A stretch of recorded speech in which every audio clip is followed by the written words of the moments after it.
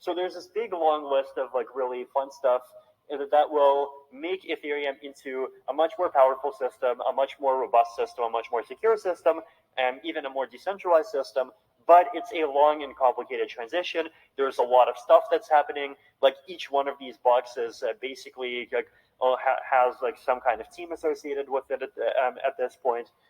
So a lot of work that needs to be done, right?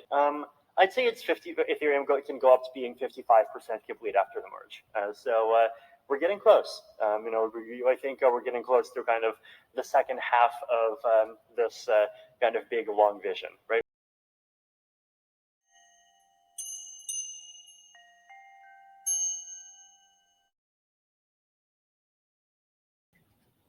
Hey everybody, it's Eri from Tokyo. This is your cryptocurrency update from Japan, and for the sake of all of crypto, we want to see the Ethereum merge go well, because if they fail to move to proof of stake, investors are going to be damaged, and we're going to see a whole lot more of these kinds of warnings.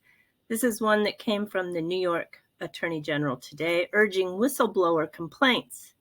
It's already enough of a witch hunt for me. I want to weigh in a little bit on this Ripple Send. This is where the ODL users, the on-demand liquidity users that are leveraging the digital asset XRP as a bridge currency, can dip into a Ripple wallet where the XRP is owned by Ripple, and they do have the option to run it out 60 days for an interest that is pretty good interest. Depending on how long you run that out, it is anywhere from 1% to 3% above the prime rate, according to this video. And what I really want to say is a few things. First is, this is not a new offering. This is something that was actually launched for all the Ripple ODL users last summer. This is something I shared with my Patreons. So I think a few people think this is a new offering. It's not. It's been around for about a year, and it's growing. Let me show you a quote that came from the Ripple Insights from October 2021. A snippet from that article goes on to say that while customers are free to source XRP through third parties, more are choosing to source XRP on demand directly from Ripple, resulting in more flexibility and choice while reducing friction in the payment flow. So a couple months ago in June, I shared with everyone the actual flow that appeared on the Tranglo website. I retweeted that out again because it's a really good example of how ODL users are using that Ripple wallet. Now we know Ripple just received 1 billion XRP from escrow on the 1st of August. Let's take a look at where some of that went and where some of it might still go. Here is the first of two different wallets that received the 1 billion. This is a transfer for 500 million that came out of escrow on the 1st of August, 2022. This is the second wallet that ends in VFM, and you can see that it came in two transfers, one 400 million and one 100 million. Now let's take a look at how much went back into escrow. Here's the 400 million, and it went right back into escrow.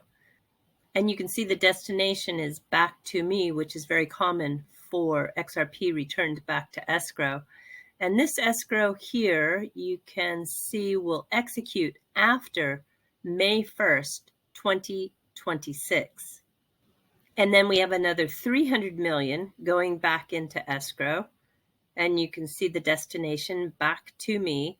And it also executes after May 1st, 2026. Now, you can check through BitHump and you can see if you can find any more that went back into escrow. From the quick research that I did, I can find that these are the two transactions that went back into escrow.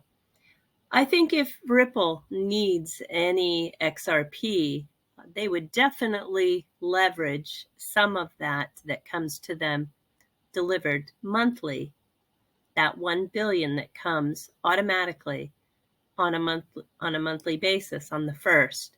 And I'm sure that they hold back some of that for their ODL users. And here we have a tweet from Tranglo, which is really just dominating on-demand liquidity for the Southeast Asian region. Cross-border payments are huge. Look at this, USD 34 trillion in 2021, expected to grow to USD 42.7 trillion in 2026. Now, just for a moment, remember that Naveen Gupta told us about 2 weeks ago that nobody, not even the largest players, have even 1% of the payments pie yet. So you can see, A, we're early, and B, the potential market size. And when people ask me, why don't we see any price increase on XRP yet? Well, when it comes to price, there are two things that impact price. One is speculation, and speculation is driven by greed and fear, right? That's for every kind of asset out there. And the financial instruments and the cryptocurrency assets are just no different. The second thing that impacts the price is utility, which is directly correlated to supply and demand. So if you have an impact on the supply, well, it's going to have then an increase in demand, which then brings us to a higher price. But we have a long ways to go with no one even commanding 1% of this market. We are early, but look at the potential. 42 trillion just around the corner in 2026. So yeah, this is a long game, but boy, is it a big game. And moving along to another subject, I imagine that a lot of you heard that I broke the news that Impel Global, is going to bring Bitcoin to ISO 200.2.2 final messaging. That is pretty big news. And I can tell you there's some more players out there that are going to announce the same. But it's really fun to see Impel Global, who's going to do it on the XDC network, be one of the first to come out publicly and make that statement. And if you click on the little arrow to the right there, it will take you to an embedded video that is exclusive to the Lighthouse Report, and it's in the executive suite, and it's pretty fun to watch. So I hope that you had a chance to view it. And I think next issue, I'm not positive, but I think I'm going to be contributing just to the Market Asia section. But I really do enjoy being one of the contributors.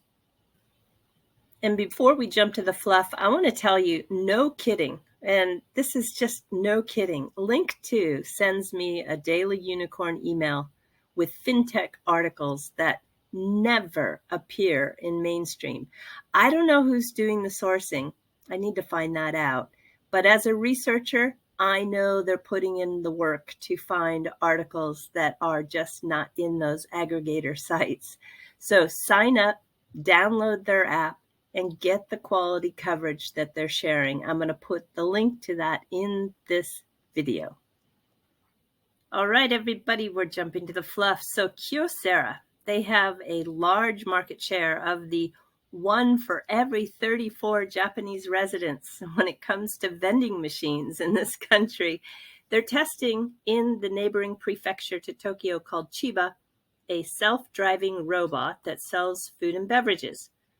These driverless vehicles are equipped with a hot and cold storage, and they're using the public roads. The payments are made with a mobile phone, and the main purpose, from what I can read, is convenience, along with being very helpful for the elderly during the hot summers. Today was the hottest day of the year. Some of the regions of Japan reaching over 104 degrees. And when you have humidity with that, oh my gosh, it's crazy. It's tough. And I don't know if you can see, but on my computer, I can see that at 8:38 p.m. still, it is 95 degrees outside.